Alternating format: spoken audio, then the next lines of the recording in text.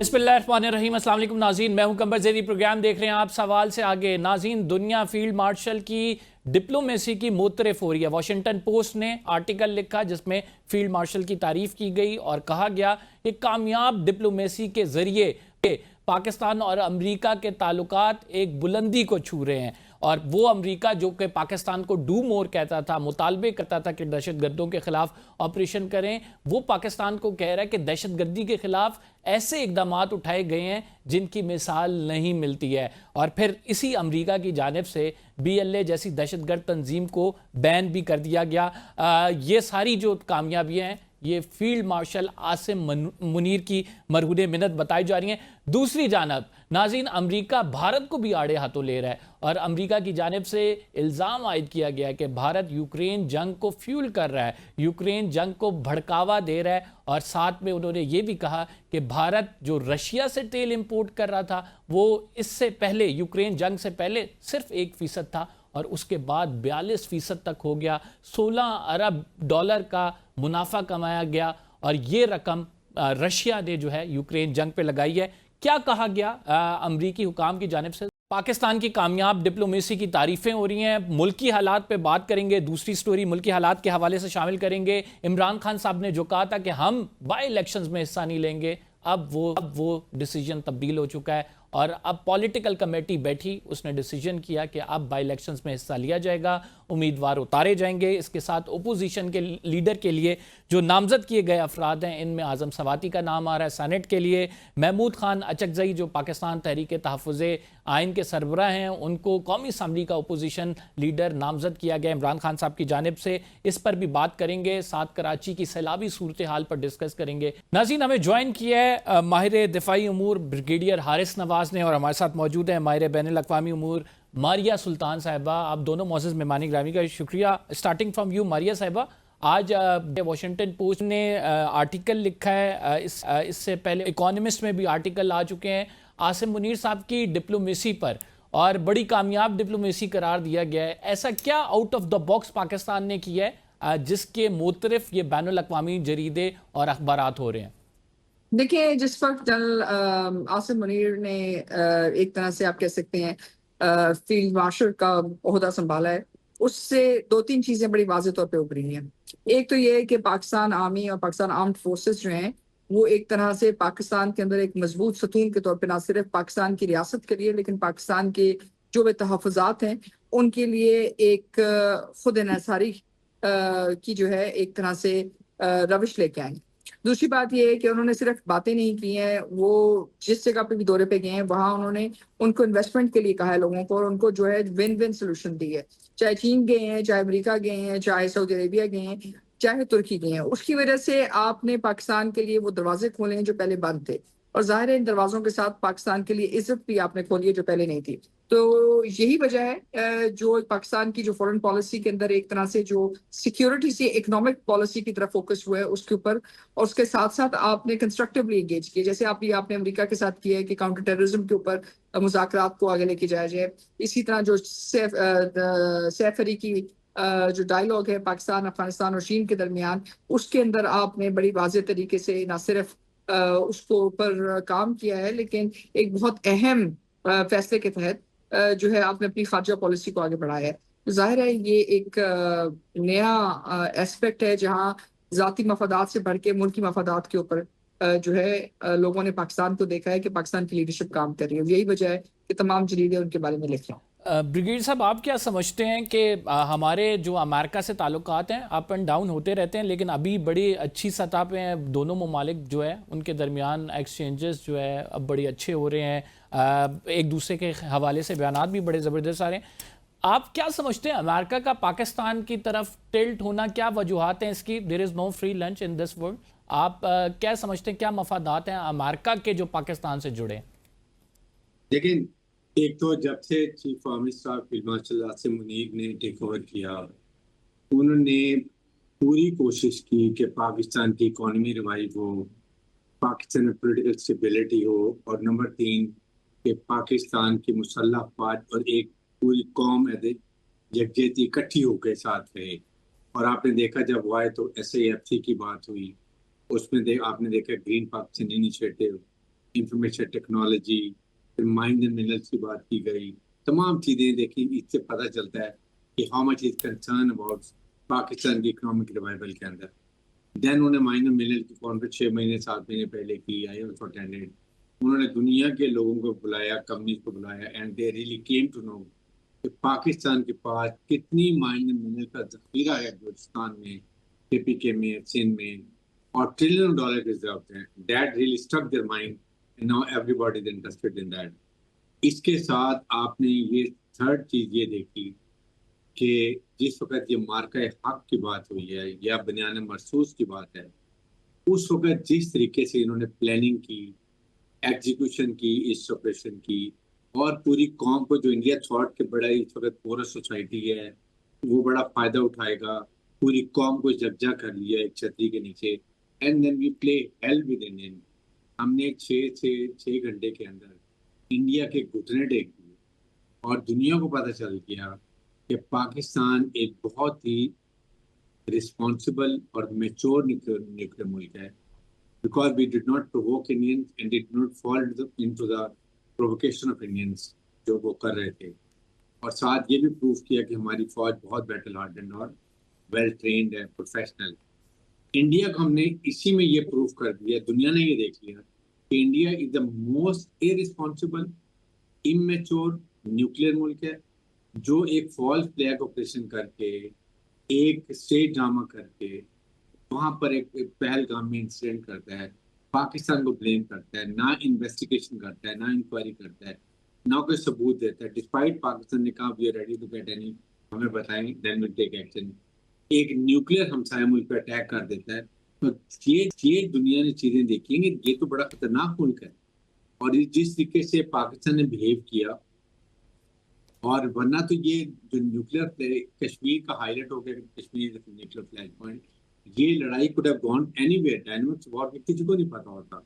और जो इन ट्रम्प ने कहा जी कि इंडिया वांट्स अ de-escalation है, Pakistan yes we are ready, we don't want further. जो हमने इंडिया का ठीक। हाल किया वी ऑल नो। तो ये चीजें उन्होंने रियलाइज कर ली कि इसलिए पाकिस्तान को फिर जब बुलाया, मैं आप बिल्कुल सही, आप डिफेंस कैपेबिलिटीज की बात कर रही हैं, मारिया इकोनॉमिक टर्न अराउंड की बात कर रही थी। अगर भारत पे प्रेशर की बात की जाए, अभी भी अमेरिका से जो स्टेटमेंट्स आ रही हैं कि भारत किस तरह से यूक्रेन जंग का फायदा उठा रहा है, इससे कबल अमेरिका की जो भारत की इंपोर्ट थी सॉरी, वो तेल की वो 1% से भी कम थी, लेकिन अब 42% तक जा पहुंची है रशिया के साथ वो इंपोर्ट, और उससे $16 बिलियन का भारत ने फायदा उठाया। तो अमेरिका की जानिब से डायरेक्ट इल्जाम लगाए जा रहे हैं कि भारत जो है वो फ्यूल कर रहा है इस यूक्रेन वॉर को। मारिया सुल्तान साहिबा कैसे देखती हैं इसे? देखिए, हिंदुस्तान ने तो अपनी तरफ से बहुत ज्यादा जो है कैसे कह सकते हैं चाबकदस्ती का सबूत दिया था। उनका ख्याल ये था कि वो एक तरफ अमेरिका से बैन अवी फोरम्स पे मरात हासिल करेंगे।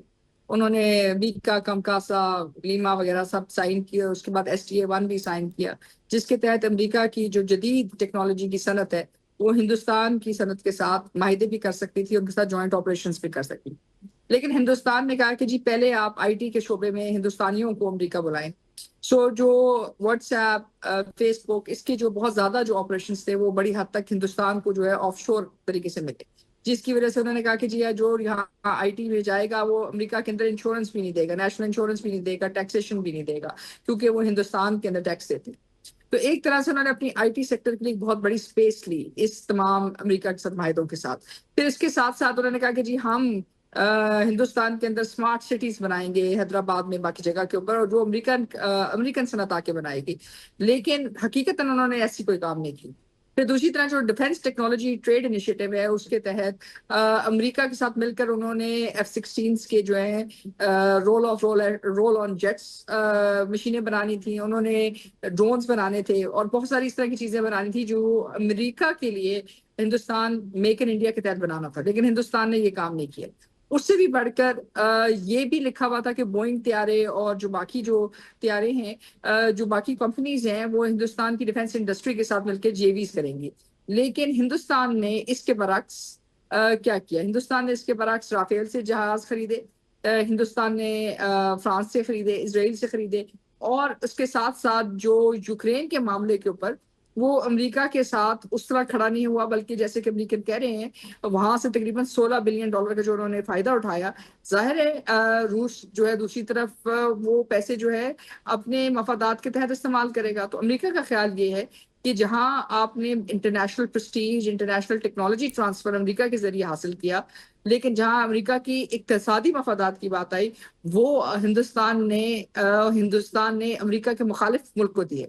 तो एक लिहाज से हिंदुस्तान जो है इस यूक्रेन की जंग में बराह रास्त मुलव्वस भी है, और उसके साथ साथ जो अमेरिका की मराहत हैं उनका हक बजानिब नहीं है कि उनका इस्तेमाल करे। यही वजह है कि इस वक्त उन्होंने तकरीबन 50% से ज्यादा जो है उनके ऊपर टैरिफ्स लगाएंगे। ब्रिगेड साहब, आप क्या समझते हैं, पाकिस्तान के चाइना से बड़े दरीना ताल्लुकात हैं, अमेरिका से भी ताल्लुकात अच्छी अब सतह पे हैं, इन दोनों को बैलेंस करना बड़ा ज़रूरी है। पाकिस्तान बड़ी महारत लगता है इन दोनों को बैलेंस करने में। राइट नाउ चाइनीज़ का झुकाव अभी थोड़ी इंडिया की तरफ हो रहा है, वहाँ पे विजिट्स भी हो रहे हैं। डू यू थिंक कि पाकिस्तान के लिए ये कोई प्रॉब्लम क्रिएट कर सकेंगे? पाकिस्तान किस तरह से अपने दोनों ममालिक के साथ अच्छे ताल्लुकात मेंटेन करेगा? देखें, chief army staff Himachal Asim Munir ने बड़ा क्लियर बात की है कि we know how to maintain balance and how to keep informing our best friends Chinese about our relationship with Americans. और नंबर 2, इंडिया बिल्कुल हमें कोई फर्क नहीं पड़ेगा। और नंबर 2, चाइना ने डिसाइड कर लिया है कि इंडिया को इकोनॉमिकली स्ट्रेंगुलेट करेगा। That era is gone. जितनी इंडस्ट्री लगी हुई है चाइना में दूसरे ममालिक की चीप लेबर की वजह से, उसका रॉ मटेरियल देता है अब चाइना है डिसाइडेड कि वो रॉ मटेरियल देखना अब इसको बंद करेगा, और इनको अब देखें कितना इकोनॉमिक लॉस होगा। And Chinese Indian are much more worried. ये सिर्फ इसलिए नरेंद्र मोदी भागता हुआ चाइना जा रहा है उनकी मिन्नतें करने के लिए, कि राम राम करता हुआ कि जी कि कहीं हमारे ये काम ना करें, हम तबाह हो जाएंगे। एक तो ये फैक्टर है। अदरवाइज चाइनीज नो हमारी friendship at the cost of Pakistan वो कभी भी नहीं करेंगे। उनको पता है कि India is the most unreliable neighbour, इस पर ट्रस्ट नहीं कर सकते। यही अमेरिकन ने भी रियलाइज कर लिया है। दैट इज वाई हमारे रीजन में India is totally isolated and Pakistan become a regional stabiliser. Iran ने किक आउट कर दिया इंडिया को, बांग्लादेश निकाल दिया, पाकिस्तान, ईरान, बांग्लादेश, चाइना और ये छोटे ममालिक जितने हैं, just see where we are standing now in the eyes of the world, और कहाँ इंडिया चला गया। तो ये वजूहात हैं जिसकी वजह से अब अमेरिकन ने सोचा है कि पाकिस्तान को, फिर चीफ आर्मी स्टाफ ने जब गए अमेरिका, बड़ा कन्विंस किया कि how India is using this proxies, और कितना हिंदुस्तान खारिज कि वो प्रॉक्सीज को यूज करके पाकिस्तान को डिस्टेबलाइज कर रहे हैं और हमारी टेररिज्म में हमारे बड़ा तंग परेशान किया हुआ है। ये इंडिया अमेरिकन को बड़ी परेशानी है, because Pakistan front fighter on loan जो पूरी दुनिया की ग्लोबल टेररिज्म अफगानिस्तान से आ रही है, इसलिए ये जो आपका BLA और मजीद ब्रिगेड को भी उन्होंने इसको टेररिस्ट ऑर्गेनाइजेशन डिक्लेयर कर दिए। इंडिया को बहुत तकलीफ है at the win situation of Pakistan. Maria साहब, जो वॉशिंगटन पोस्ट का आर्टिकल है उसमें लिखा हुआ है कि ट्रंप एडमिनिस्ट्रेशन जब आई थी बड़ा चैलेंज समझा जा रहा था कि पाकिस्तान के उसके साथ अच्छे ताल्लुकात होंगे। जो बाइडन एडमिनिस्ट्रेशन में जो ताल्लुकात थे वो हमें पता है, उस टाइम इंडिया की तरफ ज़्यादा अमेरिका का झुकाव था। डू यू थिंक कि ये फैक्टर रिपब्लिकन्स और डेमोक्रेट्स का भी है कि जिसकी वजह से पॉलिसी में शिफ्ट आया, या आप समझती हैं कि पाकिस्तान की अपनी डिप्लोमेसी, खसूसन आर्मी चीफ साहब या फील्ड मार्शल साहब की, वो इस हद तक बेहतर थी, इस हद तक आउट ऑफ बॉक्स थी कि जिसने तमाम जो अदर फैक्टर्स हैं उनको निगलेक्ट कर दिया? देखिए, दोनों चीजों का इम्पैक्ट आया है, इसमें कोई शक नहीं है कि रिपब्लिकन्स के हमेशा से पाकिस्तान के साथ ताल्लुकात बेहतर रहे, क्योंकि वो अमेरिका के अंदर पेंटागन के साथ उनका जो है असर रसूख ज्यादा है। लेकिन इसके साथ साथ इसमें भी कोई दो राय नहीं है कि पाकिस्तान ने जिस तरह अपनी सिक्योरिटी चैलेंज को हैंडल किया, जिस तरह इस जंग को हैंडल किया, और सबसे बड़ी बात यह कि इस जंग के दौरान हम नहीं गए किसी के पास जो है ये कहने के लिए कि जंग रोकें। आपने अपने दुश्मन का जमकर मुकाबला किया, आपने अपने दुश्मन के घुटने जब टेक दिए तो आपका दुश्मन गया अमेरिका के पास, और ट्रंप साहब ये बारहा कह चुके हैं। यानी एक लिहाज से कि जो हिंदुस्तान का एक बहुत बड़ा इमेज बना हुआ था कि वो एक बहुत बड़ी ताकत है, बहुत प्रोफेशनल है, बहुत ईमानदार हैं, और शायद पाकिस्तान दो है, वो सारा का सारा जो है एक हाउस ऑफ कार्ड्स की तरह नीचे गिर गया। और ये आपकी सक्सेस है कि आप बैन अवी दुनिया को, बिलखसूस अमेरिका को, ये बात वाजे कर चुके हैं कि दर हकीकत इस खिते में जो नेट स्टेबलाइजर है वो शायद पाकिस्तान है, जो नेक्स्ट नेट डीस्टेबलाइजर है इस खिते का वो हिंदुस्तान है। और हिंदुस्तान ना सिर्फ झूठ बोलता है, लेकिन हिंदुस्तान जो है एक ऐसी पॉलिसी इख्तियार करता है जिससे इस खिते के अंदर अमन नहीं आ रहा। ट्रम्प साहब का जो है जो एम्फेसिस है वो एक नई जंग नहीं शुरू करना चाहते, ना पाकिस्तान में ना इस खिते में, और ना ही वो ये चाहते हैं कि जो फोकस है दुनिया का दोबारा सिक्योरिटी की तरफ जाए। उनका एक ही मकसद है कि टू मेक अमेरिका बिग, और मेक अमेरिका बिग के लिए वो चाहते हैं कि अमेरिका के ताल्लुकात जो है तजारती सतह पे बेहतर हो, अमेरिका इक्तिसादी जो ताकत थी, जो उसके असल मरकज था ताकत का, उसको दोबारा जो है वापस उस पोजीशन तक लेके जा सकें। और यही वजह है कि वो एक बैड बिजनेस डील जो है स्ट्रेटेजिक इंटरेस्ट की वजह से जो है छोड़ने के लिए तैयार नहीं है, और यही बात है जो हिंदुस्तान को पसंद नहीं आ रही। ब्रिगेडियर साहब, इसमें कंसिस्टेंसी किस तरह से रहेगी? हमने बड़े अच्छे ताल्लुकात कायम कर लिए हैं, लेकिन we need to be consistent, क्योंकि ताकि पाकिस्तान को इसका फायदा हो। आप क्या समझते हैं, किस तरह से कंसिस्टेंट रहेंगे? देखिए, मारिया की बात से मैं बिल्कुल मुत्तफिक करता हूँ कि ये तो एक बहुत ही बड़ी शिफ्ट है। ये we have earned it, we have earned respect, we have told to let the people world know कि पाकिस्तान बहुत बड़ा रीजनल स्टेबलाइजर है और हम बहुत मैच्योर हैं। बिल्कुल ये डन, और ये मरून मिन्नत है फील्ड मार्शल आसिम मुनीर की। और आई थिंक हमारी एक पिटफॉल हमारे सिस्टम में जरूर है, वो ये है कि हम एट टाइम भूल जाते हैं और 1-2 महीने 3 महीने के बाद हम चीज़ों को भूलना शुरू कर देते हैं। Now we have to remain on diplomatic offensive. हमें इसको लेके आगे चलना है, इसको ढीला नहीं होने देना। कश्मीर क्योंकि रिकग्नाइज हो गया as a nuclear flash point, इसको जितना लेके चले, कश्मीर कमेटी में अच्छे मेंबर लाएं, कम्युनिकेशन स्किल वाले लाए, those who understand the background and they can convince the world. जहाँ भी बात करें बताएंगे इससे इस रीजन में क्या डिस्टेबलाइजेशन हो सकती है, इंडिया कितना इमेच्योर मुल्क है, दोबारा कोई फॉल फ्लैग करके इसके क्या हालात हो सकते हैं, इस रीजन को क्या फॉलो आउट होंगे और दुनिया में क्या फॉलो आउट होंगे। अगर हम ये वर्ड को एक्सप्लेन करके कन्विंस कर लेते हैं, आई एम श्योर कि यूनाइटेड नेशन की चार्टर के मुताबिक ये कश्मीरियों के खुदरा दिल में मिलेगा। नंबर 2, कश्मीरियों का अपना दिल बहुत बड़ा हो गया।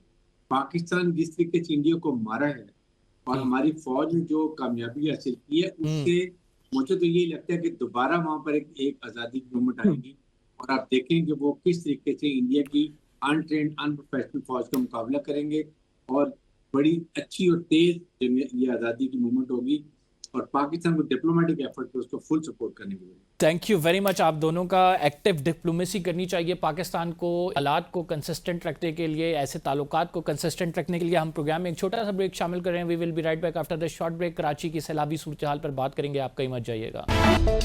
वेलकम बैक नाज़रीन। कराची की सैलाबी सूरत हाल पर बात करेंगे। सीनियर रहनुमा पीपल्स पार्टी के सईद गनी साहब हमारे साथ मौजूद हैं। सईद गनी साहब, बहुत शुक्रिया प्रोग्राम में ज्वाइन करने के लिए। सबसे पहले ताज़ा सूरत हाल आपसे जानते हैं कि किस किस इलाके में अभी भी पानी मौजूद है, कहाँ पे बहाली का काम अभी जारी है? जहीर साहब, इस वक्त देखें कराची की जो मेन शाराएं हैं वो तकरीबन तमाम की तमाम जो हैं, हमने आज सुबह से ही उनको क्लियर कर लिया था और वहाँ आज सारा दिन ट्रैफिक की आमद-ओ-रफ्त बिल्कुल जारी रही है। कुछ नशेबी इलाके हैं जहाँ पे पानी का प्रॉब्लम है और वो भी हम बिल्कुल सॉर्ट आउट कर लेंगे। और वो प्लान भी इसी तरह होता है कि जब बहुत ज़्यादा बारिश आ जाए और सड़कें डूब जाएं और रास्ते बंद हो जाएं तो पहले रास्ते जो हैं वो हमवार की जाते हैं ताकि वहाँ से आमद-ओ-रफ्त हो सके। अगर मशीनरी इक्विपमेंट कोई आपने मूव करना है वो हम कर सकें, तो वो हमने कर लिया है। और अब जो है इतना बड़ा चैलेंज नहीं है, इंशाल्लाह ताला वो हम काफ़ी कर लेंगे। अब बहुत सारे इलाके हैं, कराची बहुत बड़ा शहर है, तो मैं एग्जैक्टली आपको ये तो नहीं बताऊंगा कि किस गली मोहल्ले में पानी है कि नहीं है, लेकिन ये कि काफ़ी तेज़ी से जो रिलीफ करते हुए जा रही है उसको ठीक कर। सईद गनी साहब, ये कोई नया प्रोसेस नहीं है। मानसून हमारे सामने आता है, बारिशें होती हैं, मुख्तलिफ पाकिस्तान के इलाके ज़ेरे आब आते हैं, आप लोग नो डाउट काम करते हैं, कराची में काम होता है, लेकिन क्या वजूहत हैं कि हम कोप अप नहीं कर पाते कि वो फैसिलिटीज़ हम आवाम को दें, या फिर नकासी है आपका वो सिस्टम दें ड्रेनेज का जो कि स्टैंडर्ड्स पे पूरा उतरता हो? 18 साल से आप लोगों की हुकूमत है, क्या समझते हैं कहाँ पे लैग कर रहे हैं हम? सर, मैं सिर्फ ये गुजारिश आपसे करूंगा, देखिए इस वक्त जो क्लाइमेट चेंज ने तबाही फेरी हुई है पूरी दुनिया में, और पाकिस्तान सबसे ज़्यादा मुतासर होने वाले ममालिक में शामिल है। इस वक्त जो प्रॉब्लम हमारे मुल्क में आ रही हैं, सिर्फ कराची उसका निशाना नहीं बना। हमारे सामने इस वक्त रावलपिंडी की बारिशें भी आपके सामने हैं, लाहौर की बारिशें भी आपके सामने हैं, पंजाब के दीगर डिस्ट्रिक्ट्स की बारिशें भी आपके सामने हैं। वहाँ बहुत ज्यादा नुकसान हुए हैं, घरों के लोगों के घर डूबे, आबादियां तबाह हो गई हैं, लोग बेघर हुए, बहुत नुकसान हुए। फिर जो केपीके में हुआ, अल्लाह ताला हम सबको महफूज रखे, जो बेचारे हलाक हो गए उनकी मग़फ़िरत फरमाए। 400 से ज्यादा लोगों की जो है वो जानें चली गई हैं वहाँ पर।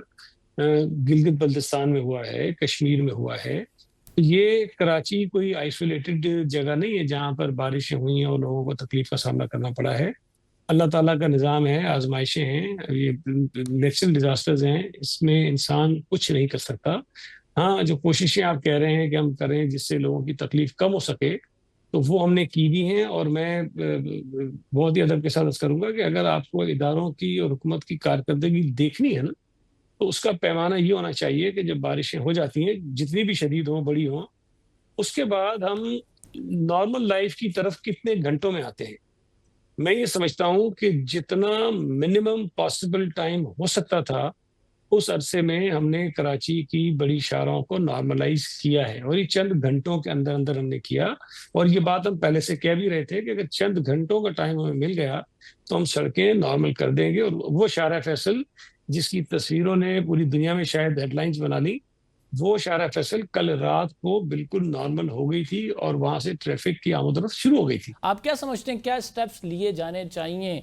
कहाँ पे हम जो है कुछ ना कुछ लूप होल, जाहिर बात है इंसान है, गलतियां सबसे ही होती हैं, रह गए हैं जिनको बेहतर किया जा सकता है।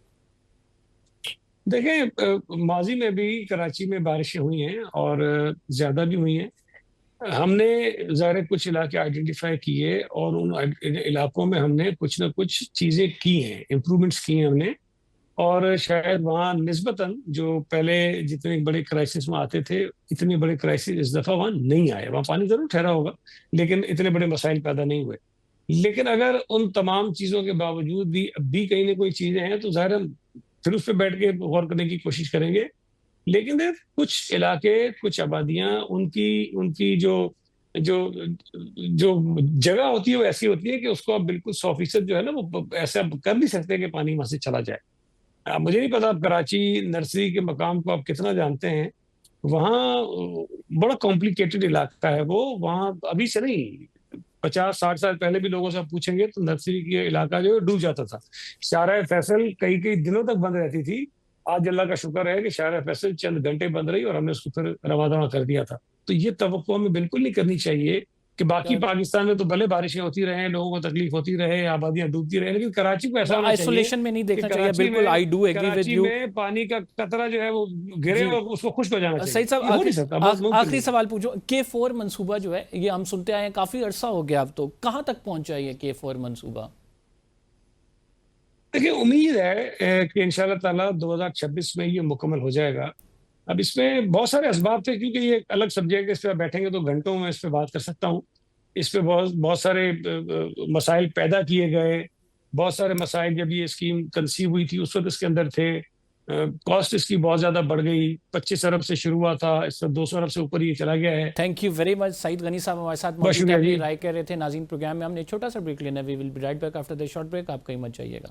वेलकम बैक नाज़रीन। मुल्की सियासत पे बात करेंगे। इमरान खान साहब ने फिर इजाज़त दे दी है बाई इलेक्शंस लड़ने की, और कहा है कि पॉलिटिकल कमेटी जो भी फैसला करेगी उस फैसले को ही रहना चाहिए। पहले इमरान खान साहब कहते थे कि नहीं, बाई इलेक्शंस में नहीं जाना, लेकिन अब जा रहे हैं। हमारे साथ अहमद अवैस साहब मौजूद हैं, पीटीआई के सीनियर रहनुमा हमारे साथ मौजूद हैं। खेलदास कोहिस्तानी साहब, मुस्लिम लीग नून के सीनियर रहनुमा। आप दोनों मौजूद मेहमान ग्रामी का शुक्रिया। स्टार्टिंग फ्रॉम यू अहमद साहब, अचानक से पॉलिटिकल कमेटी ने आपकी ये डिसीजन ले लिया कि हम जाएंगे और हम इलेक्शंस लड़ेंगे। इमरान खान साहब को भी फिर उसकी सपोर्ट हासिल है, तो ये क्यों हुआ कि इमरान खान साहब पहले कहते हैं कि हमने नहीं जाना और फिर आप कहते हैं कि ठीक है, पॉलिटिकल कमेटी जो कह रही है हम वो करेंगे? तो ऐसा क्यों है, इतना तजब्जुब आप लोगों की पॉलिसी में?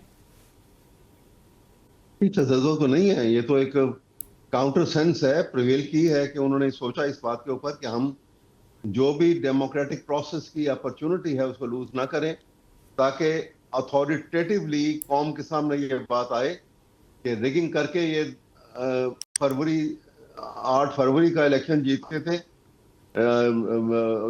जबरदस्ती मतलब हारे हुए इलेक्शन के ऊपर इन्होंने हुकूमत बनाई थी, और अब भी ये उसी तरह से रिगिंग के प्रोसेस को कैरी आउट कर रहे हैं।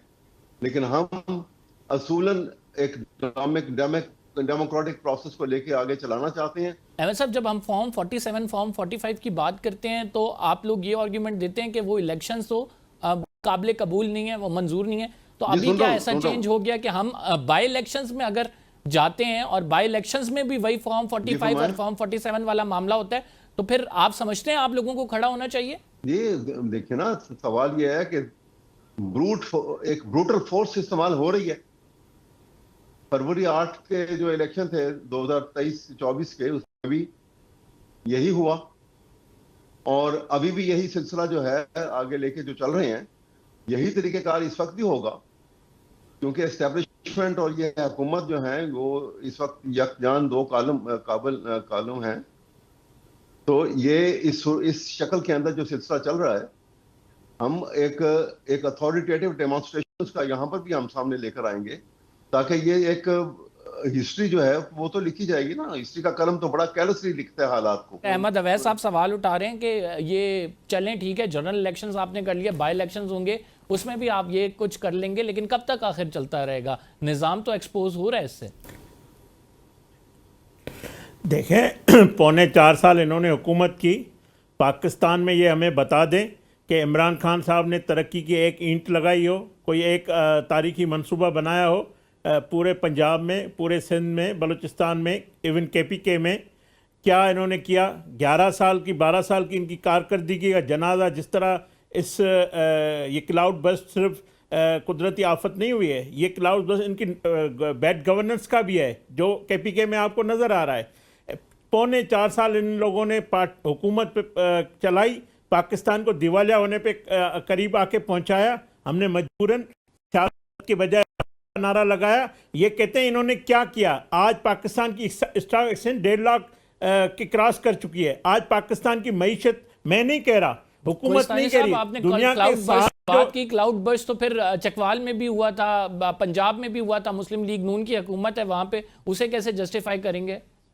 कराची भी डूबा हुआ है, सिंध में हुकूमत है पीपल्स पार्टी की, उसे कैसे जस्टिफाई करेंगे? मैं ये कह रहा हूँ, क्लाउड बस एक तो कुदरती आफत हुई जिससे नुकसान हुआ, दूसरा ये भी हुआ बस कि जो इनकी कारकर्दगी है, जो ब्रिटेन मंसूबे के करप्शन में, जिस तरह दरख्त आपने पानी में बहते हुए चोरी करते हुए इनके देखे, किस तरह दरख्तों को काटा गया, किस तरह पहाड़ों को काटा गया, किस तरह रास्ते रोके गए। तो पंजाब में अगर बारिश होती तो एक दिन में पानी निकल जाता है, एक दिन पानी निकल जाता है। तो पंजाब से मुआवजा ना करें नालायकों का। मैं आपके आ रहा हूं पाकिस्तान की जो ये कहते हैं इन्होंने क्या किया। परवेज खट्टक साहब आपने ले लिए, फिर उनको साथ वजीर आजम ने ओहदा भी दे दिया। जो नालायक थे, जिन्होंने KP में बैड गवर्नेंस की थी, अब वो आपकी झोली में डाल दिए गए हैं। पहली बात है, कैप्टन नालायक हो ना तो फिर टीम भी नालायक होती है। इनका कैप्टन नालायक था, तो नालायक कैप्टन के अंडर में वो खिलाड़ी था। आज उसी कैप्टन अहल है शहबाज शरीफ साहब, और वही खट्टक साहब काम कर रहे हैं, तो बात कैप्टन की होती है। अब मैं बताऊं, पाकिस्तान इन्होंने ये तो हरदम चाहते हैं कि पाकिस्तान डिफॉल्ट हो जाए, पाकिस्तान कभी खुदा न खास्ता कोई दिवालिया करके जाए। ये IMF को खत लिखते हैं, या तो IMF को भारत खत लिखता है, या ये कहते हैं। तो ये तो इनके पास तरक्की का, खुशहाली का, अवाम का, मुल्क के लिए एजेंडा क्या है, ये हमसे बात करते हैं। हमारे पास एजेंडा है, हमने डिलीवर किया है। हमने पहले भी 2017 में पाकिस्तान एक्शन टाइगर बनने जा रहा था, आज फिर उस नेज पे हम पाकिस्तान को लाए हैं, और इंशाल्लाह पाकिस्तान और तरक्की करेगा। ये लोग रुकावट डालते हैं अगर पाकिस्तान एशियन टाइगर बन रहा है तो। जी जैदी साहब 1 मिनट देखें, ये लोग इस हद तक गए, लोग 20-20, 30-30 साल जेलों में रहे। ये लाडला भी 2 साल रहा है। इन्होंने 9 मई किया, इन्होंने पाकिस्तान के अफवाज के खिलाफ जो कैंपेन प्रोपेगेंडा शुरू किया हुआ है दुनिया भर में, जिसको दुनिया इज्जत दे रही है। Field marshal general Asim Munir, chief of army staff को सुपर पावर बुला के उसको इज्जत दे रहा है। ये उनके खिलाफ जुलूस निकालते हैं बाहर बैठ के। ये ओवरसीज को इस्तेमाल करने की कोशिश की, ओवरसीज ने इनको रद्द कर दिया, पाकिस्तान की अवाम ने रद्द कर दिया, और बाई इलेक्शन हमने इनको हराया है। अभी 3 महीने की बात है, हमने पंजाब में इनको हराया है। अगर ये इलेक्शन लड़ेंगे तो ठीक है। कोई सानी साहब आपका पॉइंट आ गया। ओवरसीज वाली बात पे मैं अहमद अवैस साहब से अहमद अवैस साहब से मैं आपको आपसे इन्होंने बात करता हूं। इन्होंने ओवरसीज को अपील की कि आप पैसा जायज तरीके से ना आवाज रुक जाती है भेजें, बीच में। और उन्होंने पाकिस्तान से वफादारी और उनकी जी, जो अहमद मोहब्बत अवैस है, साहब, आपने देखा किस तरह लिमिटेड आए। पूरी दुनिया मुतरफ हो रही है फील्ड मार्शल साहब की जो डिप्लोमेसी है, आर्टिकल लिखे जा रहे हैं इस हवाले से। आप लोग क्या राह में रुकावट बन रहे हैं तरक्की की सफर में? क्योंकि ना सिर्फ हुकूमत बल्कि दूसरी जानिब से भी ये कहा जा रहा है कि आप इस मुल्क को, इस निज़ाम को चलने दें। देखिए, इन्होंने कहा कि पाकिस्तान, इमरान खान की हुकूमत में पाकिस्तान का दिवालिया होने वाला था। मैं इनसे पूछता हूं कि ये ऐसी आके लॉफ्टी स्टेटमेंट जिसकी बुनियाद झूठ पे हो, मुनासिब नहीं है कि आप टेलीविजन के ऊपर आके, नेशनल ब्रॉडकास्ट हो रही होती है सब तरफ, वहां पे ऐसी बातें हैं जिसकी बुनियाद झूठ पे हो, नहीं करनी चाहिए। वो मैं आपको असल फिगर बता देता हूं। 2017 में जब नवाज शरीफ साहब फारिग हो गए थे और 18 में फिर इलेक्शन होके इमरान खान आ गए, तो 2017 में जो फॉरेन एक्सचेंज रिजर्व हमारे पास थे वो 17 बिलियन थे, 17 बिलियन। और इमरान खान के दौर में 2021 का पीरियड जो था, क्योंकि उसके बाद तो 22 में तो हुकूमत चली गई, 2021 में पाकिस्तान के फॉरेन एक्सचेंज रिजर्व जो थे वो ever highest in the history of Pakistan थे, जिसको ये दिवालिया कह रहे हैं, 28 बिलियन। आज तक ये 28 बिलियन का किसी हुकूमत में नहीं आया, चेक कर लें। और 2021 ही के अंदर पाकिस्तान की एक्सपोर्ट्स जो थी वो एवर हाईएस्ट थी, 37 बिलियन, 37 अरब रुपए की, 37 अरब डॉलर की हमारी एक्सपोर्ट थी 2021 के अंदर। ये स्टेट बैंक से इसको चैलेंज चेक कर लें और फिर बताएं कि ये मैं गलत कह रहा हूं।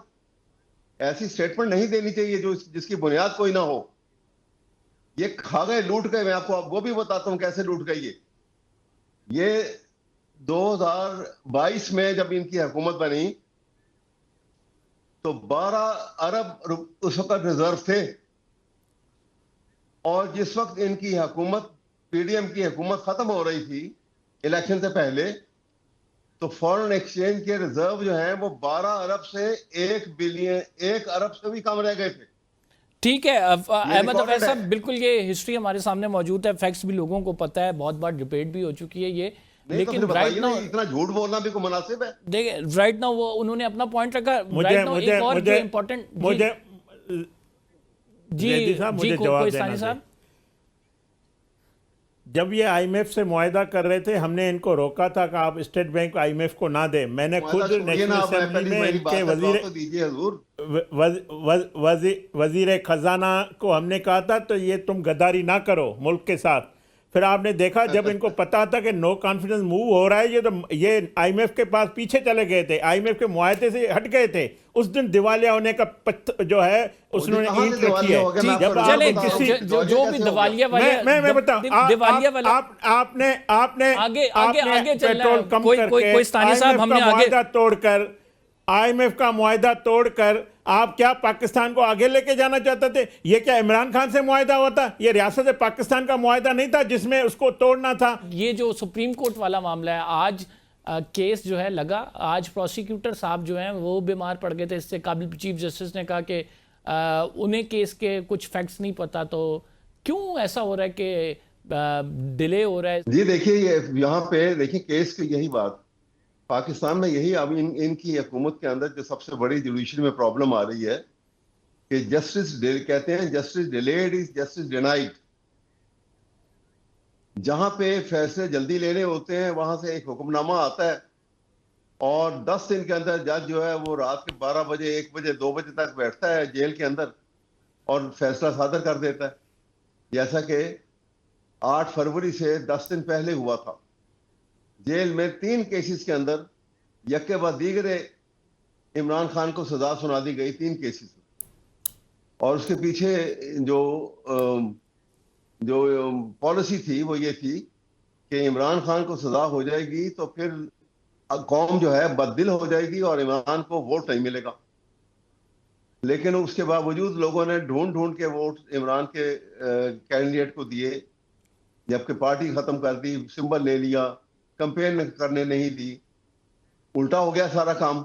खेलता साहब, मुझे ये बताइएगा कि आप लोग इस्तेकाम पाकिस्तान की बात करते हैं, इस्तेकाम मईशत की बात करते हैं, मुज़ाकरात की बात करते हैं, खुद क्यों नहीं पहला कदम उठाते? वो कहते हैं कि आप हमारी मुलाकात करें हमारे लीडर से, वो आप लोग नहीं करा सकते। देखें, वज़ीर आज़म शहबाज शरीफ साहब चल के गए बैरिस्टर गौर के पास, मैं वहाँ मौजूद था असेंबली के अंदर, उन्होंने कोई मैसेज नहीं करवाया, खुद चल के गए, उससे कहा कि आएँ, स्पीकर का कमरा मौजूद है, हम बैठ के ये सब बातचीत करते हैं। उसके बाद 14 अगस्त को वज़ीर आज़म साहब ने अच्छा जेस्चर दिया, उनको दावत दी है और बातचीत हमारी इनसे गाय बगाए डे टू डे पार्लियामेंट के अंदर होती रहती है और हम आगे भी बढ़ाएंगे। जहाँ तक इमरान खान के केसेस का मसला है या जो उनको एनआरओ चाहिए, वो इस हुकूमत के हाथ में नहीं है। ये 9 मई करके काला चश्मा पहन के सुप्रीम कोर्ट गया था, इसको उस वक्त के जज ने गुड टू सी यू कहा था और प्रोटोकॉल दे के उसको जेल के बजाय उसको गेस्ट हाउस भेज दिया था, इसको सादिक और अमीन करार दिया था। गलत किया उसने? तो वो जज आज नहीं है, वो जज आज नहीं है, वो जज आज नहीं है, वो जज आज नहीं है। आज जो भी जज है वो मेरिट से फैसले करेंगे, अदालतों के फैसले उनको करने हैं। आपने आज नहीं है। फिलहाल के लिए इतना ही। आप दोनों मोअज़्ज़ज़ मेहमान ग्रामी का शुक्रिया। नाज़रीन, अगले प्रोग्राम में आपसे मुलाकात होगी। कंबर ज़ैदी को इजाज़त दीजिए। अल्लाह ने के बाद।